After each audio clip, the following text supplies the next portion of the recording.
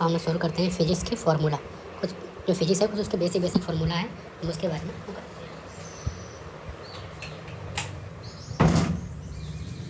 Okay. तो हम शुरू करते हैं, फार्मूला वगैरह कुछ हैं उनके बारे में उनको लेके। ठीक है, फिजिक्स की फार्मूला देखो, तो जो क्षेत्रफल होता है, अगर क्षेत्रफल निकालने के लिए हमें लंबाई और चौड़ाई पता होना चाहिए। और किसी चीज़ का क्षेत्रफल, जैसे मान लीजिए इसका क्षेत्रफल निकालना है, एक आयत है, ठीक है, इसका क्षेत्रफल निकालना है तो लंबाई और चौड़ाई को जब मल्टीप्लाई करते हैं, लंबाई इंटू चौड़ाई, ठीक है, तो इसका क्षेत्रफल हम क्या कर सकते हैं, तो क्षेत्रफल निकालने के लिए लंबाई इंटू चौड़ाई को मल्टीप्लाई करना होता है। तो क्षेत्रफल का फार्मूला क्या हुआ, लंबाई इंटू चौड़ाई। ठीक है, ऐसे आयतन निकालना हो तो लंबाई चौड़ाई और ऊंचाई तीनों को मल्टीप्लाई करते हैं, तो इससे आयतन निकल जाता है। अगर मान लीजिए कोई वस्तु है, जैसे मान लीजिए कि एक ये है क्यूब, ठीक है, मान लीजिए क्यूब है, ठीक है, क्यूब, इसमें क्यूब में कितने कितने फेसेस होते हैं, 6 फेसेस होते हैं। 3 फेसेस दिखाई देते हैं, 3 फेसेस के पीछे, जैसे मान लीजिए एक फेस ये होगा, ठीक है, दूसरा फेस मान लीजिए ये होगा, ये वाला, ठीक है, और तीसरा फेस मान लीजिए एक ये वाला सामने वाला फेस हो गया, ठीक है। 3 फेस दिखाई दे रहा है आपको, 3 फेस होता है, इसके नीचे ये हो जाएगा, इसके पीछे ये हो जाएगा, इसके पीछे ये हो जाएगा, तो 6 फेसेस होते हैं। देखो, तो इसको मान लीजिए ऐसे 3B में संरचना होती है ना, लंबाई चौड़ाई और मोटाई। जैसे मान लीजिए कोई ऐसे, कोई मान लीजिए कोई वो है, कोई भी एक सॉलिड चीज़ मान लीजिए, तो इसकी लंबाई चौड़ाई या इसकी जो मोटाई होती है उसको तिरछा करते हैं, ठीक है। तो ऐसे आयतन निकालना होता है, तो उसको लंबाई चौड़ाई मोटाई को मल्टीप्लाई करते हैं तो आयतन निकल जाता है, ठीक है। तो ये हम लोग है, ठीक है। अब आते हैं हम लोग घनत्व पे। घनत्व निकालने का द्रव्यमान बटे आयतन, ठीक है। अगर मान लीजिए कोई वस्तु है, ठीक है, ये मान लीजिए कोई वस्तु, ठीक है, इसका घनत्व निकालना है तो इसका आयतन कुछ भार होगा, भार को हम द्रव्यमान बोलते हैं। मान लीजिए 2 किलो, इसका 1 किलो भार है, इसका भार हो गया। तो अब इसका आयतन निकाल के लंबाई चौड़ाई और जितना मोटाई है वो निकाल लेंगे, तो इससे आयतन निकल जाएगा। आयतन को जब भाग देंगे तो मान इसका आयतन निकालें 1.5 मीटर क्यूब, 1.5 मीटर क्यूब, क्योंकि लंबाई चौड़ाई और ऊंचाई तीनों को मल्टीप्लाई करके तो मीटर हो जाएगा। मीटर क्यूब क्या इसका यूनिट है, ठीक है। और इसका द्रव्यमान मान लीजिए 5 किलो है, तो 5 से 1.5 से मल्टीप्लाई करेंगे, जो कट जाएगा उसका घनत्व निकल जाएगा, ठीक है। तो घनत्व कैसे निकालते हैं, द्रव्यमान में आयतन से भाग देते हैं। ऐसे वेग होता है, वेग मतलब चाल, चाल इक्वल टू क्या होता है, दूरी बटे विस्थापन, आपने पढ़ा होगा ना, चाल इक्वल टू दूरी बटा, सॉरी विस्थापन कर रहा हूँ मैं, चाल इक्वल टू दूरी बटा समय, ठीक है। देखिए जो दूरी होता है ना, दूरी और विस्थापन में अंतर होता है। जैसे मान लो कोई वस्तु है ए है, ए से बी की जगह गया है, ठीक है, मान लीजिए वस्तु बी है, ए पॉइंट ए पॉइंट बी है, ठीक है। तो ये जो बीच की दूरी है ना, इसका विस्थापन भी सेम है, दूरी भी सेम है। एक कोई वस्तु अगर ऐसे ऐसे करके गया है यहाँ पे दूर पे, ठीक है, तो इसका विस्थापन इतना होगा, मान लीजिए 1 किलोमीटर है तो 1 किलोमीटर है, वैसे टेढ़ा गया तो 2 किलोमीटर गया, ठीक है, या 1.5 किलोमीटर गया, ठीक है। तो टेढ़ा गया तो 1.5 किलोमीटर चला, तो दूरी इसकी कितना हो जाएगा, 1.5 किलोमीटर हो जाएगी। लेकिन विस्थापन कितना होगा, 1 किलोमीटर। विस्थापन का मतलब होता है दो वस्तुओं के बीच को न्यूनतम दूरी को विस्थापन करते हैं, ठीक है। तो या तो विस्थापन और दूरी को बात बराबर है। हमारे कोई वस्तु एक यहाँ पे है, एक वस्तु यहाँ पे है, इनके बीच की दूरी और विस्थापन दोनों बराबर है, ठीक है। तो चाल निकाल के हम फॉर्मूला यूज करते हैं, विस्थापन अपन समय, या इसी को हम दूरी बटा समय भी बोलते हैं, ठीक है। दोनों फॉर्मूला होता है, ठीक है। अगर विस्थापन दिया तो विस्थापन रख लो, अगर दूरी दिया है इसको हम दूरी भी यहाँ से लिख सकते हैं, ठीक है। त्वरण होता है, त्वरण को हम ए से डोनेट करते हैं, और गुरुत्वीय त्वरण को जी से, अभिकेंद्र त्वरण को एफ से, या अलग अलग इसको जो अभिकेंद्र त्वरण के लिए अलग होता है, ठीक है। तो इसके लिए फॉर्मूला होता है वेग में परिवर्तन बटे समय, ठीक है। तो जो वेग में परिवर्तन होता है इसको कैसे निकालते हैं, v2 - v1 कर लेते हैं, जो वेग में परिवर्तन आता है बटे समय से मल्टीप्लाई कर देते हैं, अरे डिवाइड कर देते हैं। तो इससे क्या होता है, इससे हमें गुरुत्वीय त्वरण या अभिकेंद्र त्वरण निकल जाता है, मतलब कहने का मतलब है त्वरण, ठीक है। अब देखो संवेग क्या होता है, संवेग को हम पी से लिखते हैं, पी इक्वल टू क्या होता है, m इंटू वी। अगर द्रव्यमान को हम वेलोसिटी से मल्टीप्लाई कर देते हैं तो हमें क्या निकल जाता है, संवेग निकल जाता है। तो संवेग का फॉर्मूला क्या है, रेखीय संवेग इक्वल टू द्रव्यमान बटे वेग। तो रेखीय का मतलब वैसे ही है, कुछ नहीं, रेखीय मतलब एक रेखीय गति होती है, उसका निकालना संवेग। तो जिग जग मोशन होता है तो उसका भी हम संवेग निकालते हैं, तभी यही फॉर्मूला यूज करते हैं। तो सीधे सीधे हमारी संवेग इक्वल टू क्या होता है, द्रव्यमान बटे वेग।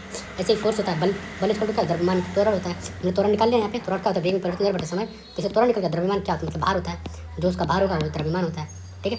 तो जो हम द्रव्यमान से मल्टीप्लाई करते हैं त्वरण को, तो मतलब निकल जाएगा, बल निकल जाएगा।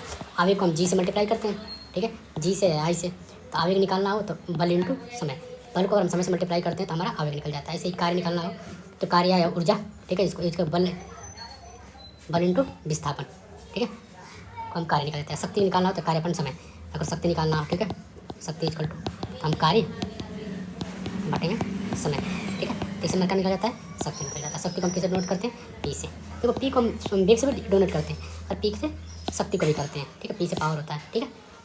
तो वो कन्फ्यूजन नहीं होना, ठीक है, जब अलग अलग आएगा तो अलग अलग, क्योंकि पी से पावर वो क्या होता है, प्रेशर भी होता है, ठीक है। तो प्रेशर तो हम दाब को भी पी से मल्टीप्लाई करते हैं, डोनेट करते हैं, ठीक है। तो दाब निकालने के लिए क्या होता है, बल अपन क्षेत्रफल, ठीक है। तो इसी का निकल जाता है हमारा दाब निकल जाता है। ठीक है, जैसे मान लीजिए कोई वस्तु है, मान लीजिए कैसे माने को, जैसे मान लीजिए दीवार है। ठीक है, दीवार पे दाब लगा होता है। आप पर क्या होता है, अभी देखिए आप अगर आप इसे हवा में अपना हाथ करिए, सीधा करिए हाथ।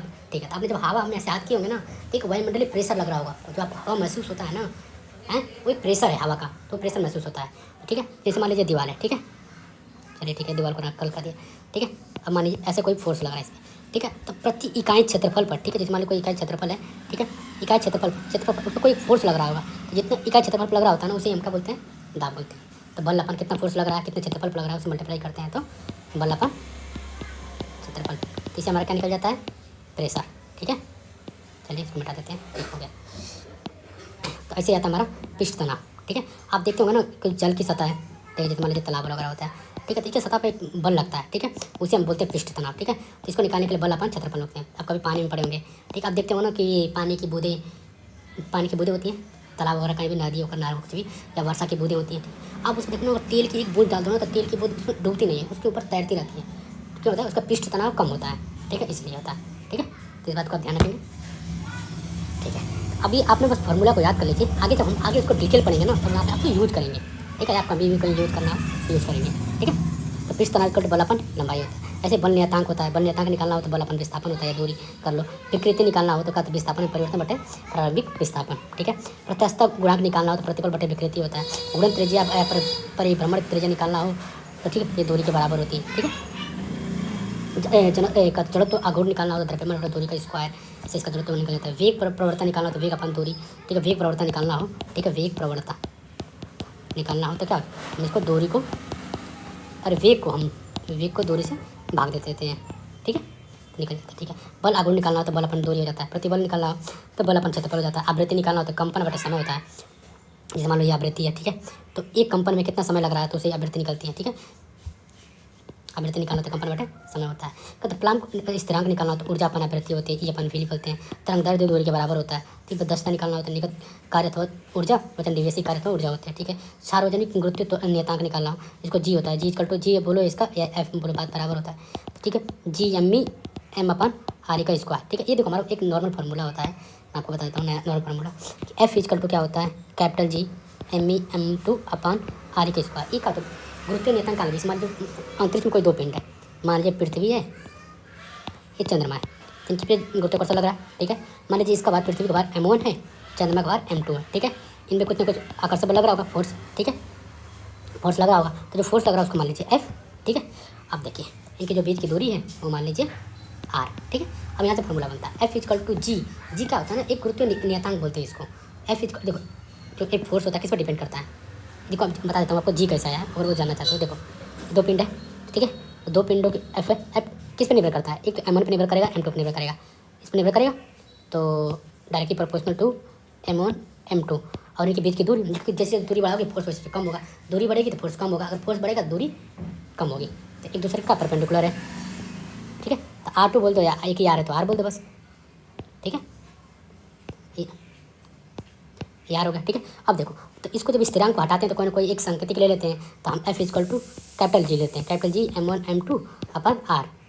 ठीक है, R का स्क्वायर, क्योंकि इनकी दूरी के वर्ग के अनुक्रमानुपाती होता है। जैसे दूरी बढ़ेगी ना, उससे ज़्यादा उतनी कम मात्रा में बल लगता है। मतलब अगर मान लो कि 1 यूनिट, मतलब 1 न्यूटन बल बढ़ा रहे हो, तो दूरी उसमें स्क्वायर बढ़ाओगे। ठीक है, मतलब क्या होता है, F डायरेक्टली प्रोपोर्शनल अपन R स्क्वायर। जो दूरी बढ़ेगी दुगना बढ़ेगी, F 1 गुना, मान लो F, मान लीजिए F है 5।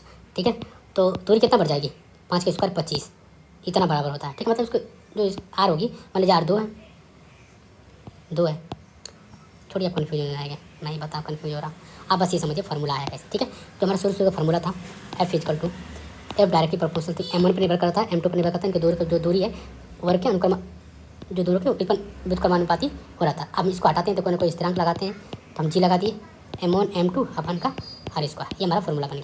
अब यहाँ से जी पूछा है, तो जी पूछा, तो जी को क्या करो, ये इधर रन दो, बाकी सबको इधर भेज दो।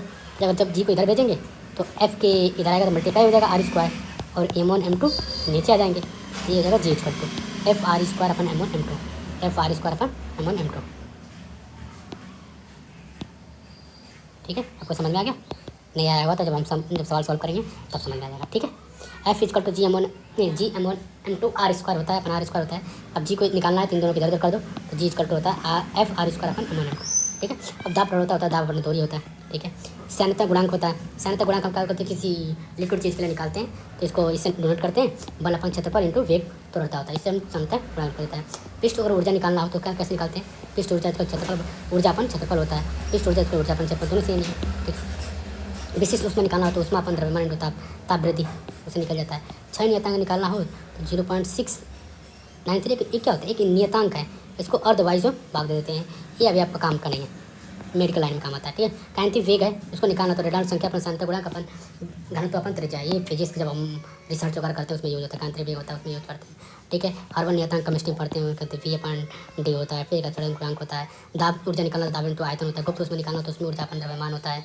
ठीक है। तापीय प्रसार गुणांक अथवा का तो तापीय प्रसारित निकालना हो तो बीमा में परिवर्तन अपना मूल बीमा और इंटू ताप होता है। का तो बोल्ट्जमान नियतांक निकालना क्या निकालना हो तो फिर का गतिज ऊर्जा अपन ताप होता है। ठीक है। सक्रियता निकालना हो तो बेटा पर समय होता है। का तो वी नियतांक निकालना हो तो तरंग दैर्घ्य अपन तापमान तपांतर होता है, तपांतर में जो ताप में अंतर होता है वही तपांतर बोलते हैं।